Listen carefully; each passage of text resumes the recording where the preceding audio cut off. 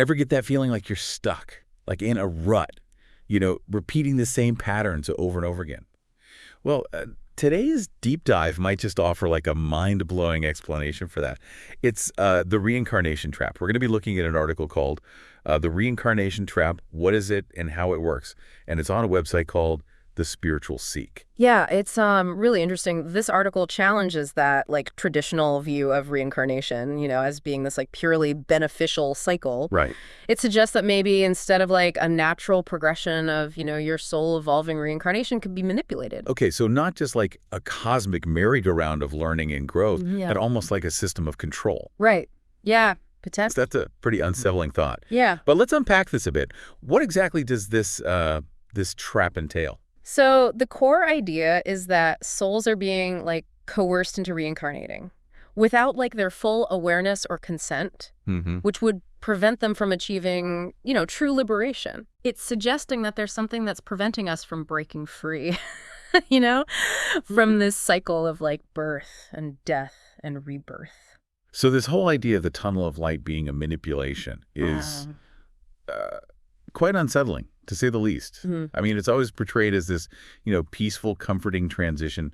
Why would anyone want to interfere with that? Yeah. What does the article say about why someone would create a system like this? Well, the article suggests that this tunnel of light that so many people describe in near-death experiences, it might not be what it seems. Oh, okay. It proposes that instead of a natural pathway, it could actually be like a technologically advanced system designed to, lull souls into a false sense of security.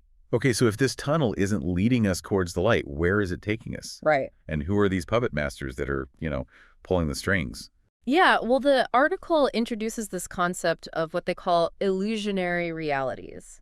And these are essentially like elaborate scenarios presented to souls after death, and they're carefully crafted to keep them from seeing the bigger picture.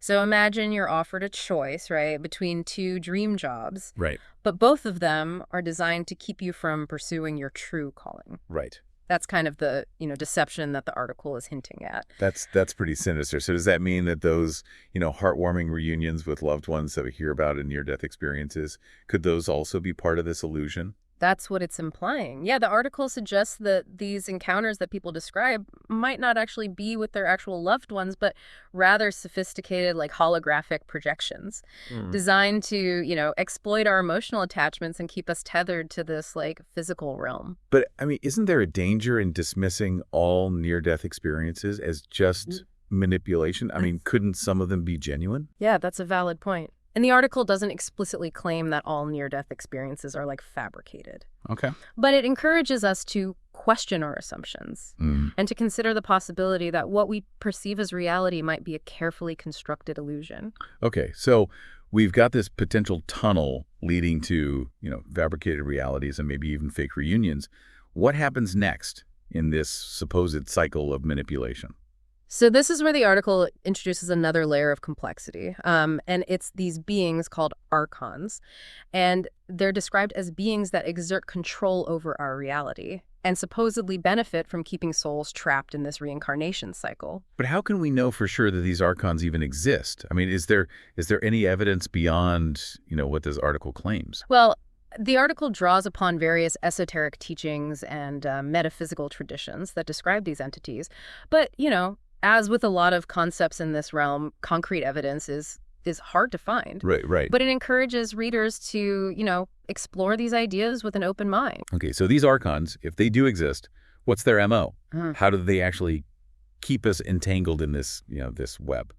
The article describes them as like master manipulators. They prey on our fears, our guilt, and our attachments. So, imagine feeling this overwhelming urge to buy something you don't really need. Okay. That's one way the article suggests that archons might be, subtly influencing your desires, keeping you focused on those material possessions. Okay. Rather than like spiritual growth. That's a really interesting way to think about those impulse buys. Right. But it still feels a bit abstract. Sure. What about the bigger picture? Yeah. How does this tie into, karma? Yeah. The idea that our actions have consequences across lifetimes. So this is where the article takes a really thought-provoking turn. It challenges that traditional view of karma as being like this universal law, and it presents it more as a construct, potentially reinforced by the very system that's trapping souls. So instead of karma being this impartial force, it's more like a rule of the game, but the game is rigged. That's one interpretation, yeah. The article suggests that if we believe we're bound by karma, we essentially create the conditions for it to, continue to influence our future lives. Okay. Perpetuating the cycle of reincarnation. I'm curious about these, signs of being trapped that you mentioned earlier. Yeah. What are some real-life examples of how these might, manifest for someone? Well, the article mentions recurring life patterns, unexplained fears or phobias. Right. And a persistent feeling of being, out of place. Think about it. Have you ever felt like you're constantly attracting the same type of partner? No matter how hard you try to break the cycle, or maybe you have like an irrational fear of heights, but you can't quite explain where it comes from. Yeah, I've definitely had my share of those relationship patterns for sure. Right. It really makes you wonder if there's something deeper at play. It's like those patterns and fears and, feelings of just not belonging could be like echoes of unresolved past life issues. Okay, that's a lot to consider. But before we spiral, let's look at what we can actually do about this. If this trap is real, how do we break free? What does the article say?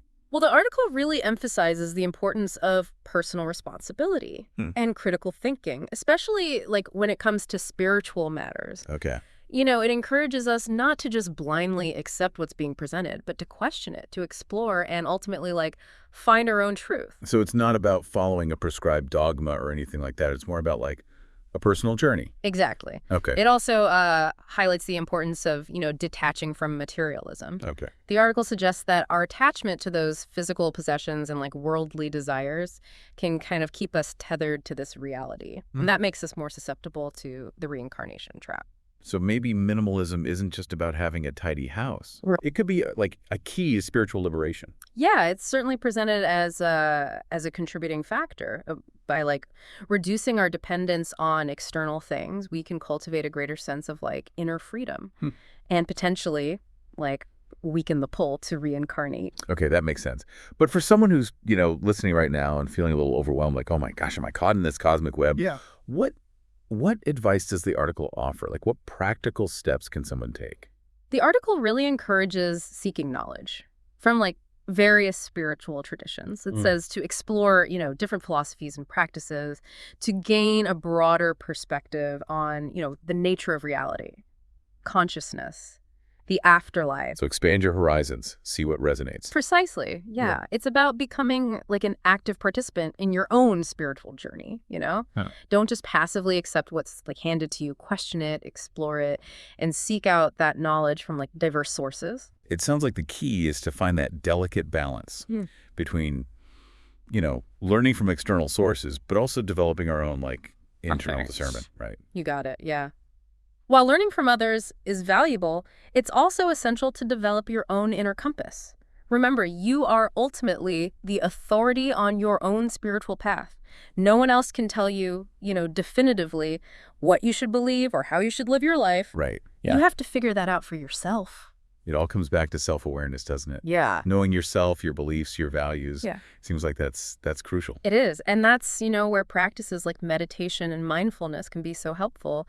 By cultivating a deeper connection with your inner self, it can start to peel back those layers of, conditioning or societal programming that might be clouding your judgment. Okay, so it's about connecting with your intuition, that inner voice. Exactly. Okay. And through that stillness and inner listening, you can begin to discern what truly resonates with your soul, what aligns with your deepest values. It's like clearing out the noise so you can hear your soul's whispers. I like that. That's a good analogy. And maybe, just maybe, by doing that, you can start to see a path beyond the confines of this reincarnation trap. Yeah. The article seems to suggest that that true liberation, it comes from a place of self-knowledge and conscious choice, not from just blindly following a predetermined path. So this trap, if it exists, it might only have power over us if we give it power. Through our, beliefs and our choices. That's a powerful concept to consider. It really challenges us to examine the role our own beliefs play in shaping our reality, both, in this life and beyond. It really makes you wonder if we shift our perspective, if we start questioning the narratives we've been given, could we potentially shift our destiny? That's a fascinating question, and it ties into the article's emphasis on, continuous learning and exploration. The more we understand about ourselves and the nature of reality, the more empowered we become to make, conscious choices. This whole karma thing has always puzzled me. Yeah. I once had this experience where, it sounds like we're being encouraged to kind of become like explorers of our own consciousness. Yeah. Adventurers on this quest for truth and liberation. Yeah, I love that perspective. And in that sense, maybe this whole reincarnation trap idea isn't something to be feared, Right. but rather like an opportunity for deeper exploration, to question those narratives we've been given, and ultimately, to choose a path that aligns with our highest selves. Speaking of questioning narratives, remember that inner liberation quiz that we talked about earlier? Yeah. Let's take a closer look at that, because it really highlights the thought-provoking nature of this whole reincarnation trap concept. Absolutely. It's a series of statements, designed to make you think about your attachments and beliefs and fears. Okay. For example, one statement asks, "The knowledge that someday I will die causes me great discomfort." Wow. That gets right to the heart of it, doesn't it? Yeah. How much are we clinging to this physical existence? Right. It makes you think. It forces us to confront our own mortality and our potential anxieties around it. Another statement says, "It scares me to have to give up certain things like, my car, my smartphone, whatever." Okay, now that one hits close to home for a lot of us, I'm sure. Yeah. It makes you realize how attached we can become to material possessions, Yeah. even, seemingly insignificant ones. It highlights how those attachments, whether it's to physical objects or relationships or even ideas, can potentially keep us bound to this cycle of reincarnation.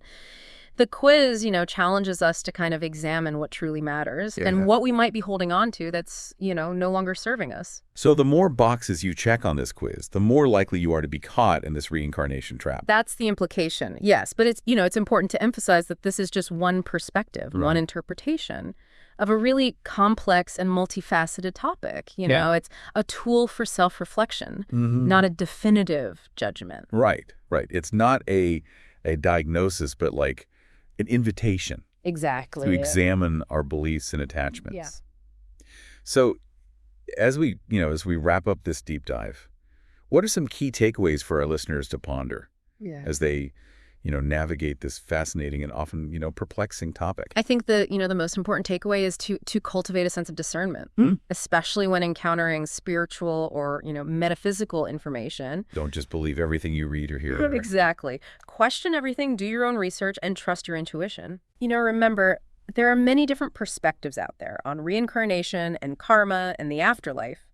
And this concept of a reincarnation trap is just one interpretation among many. It's crucial to explore those different traditions and philosophies and practices. Find what resonates with you, what aligns with your own experiences. Absolutely. And don't be afraid to challenge your own beliefs. Step outside that comfort zone and consider new possibilities. That's where true growth and transformation can occur. This whole idea of a reincarnation trap might sound kind of daunting at first, but ultimately it's a call to action, isn't it? It's a call to, take ownership of our spiritual evolution. Yeah, it really is. It's empowering because it means we have a choice in how our journey unfolds. We can choose to be, passive passengers, or we can be active navigators, charting our course through these vast and mysterious realms of existence. It's an empowering thought, isn't it? It really is, yeah. So as we conclude this deep dive, we encourage you to continue exploring, questioning, seeking your own truth. The journey of self-discovery is an ongoing adventure filled with endless possibilities. Until next time, may your deep dives be filled with insight and wonder and a healthy dose of skepticism.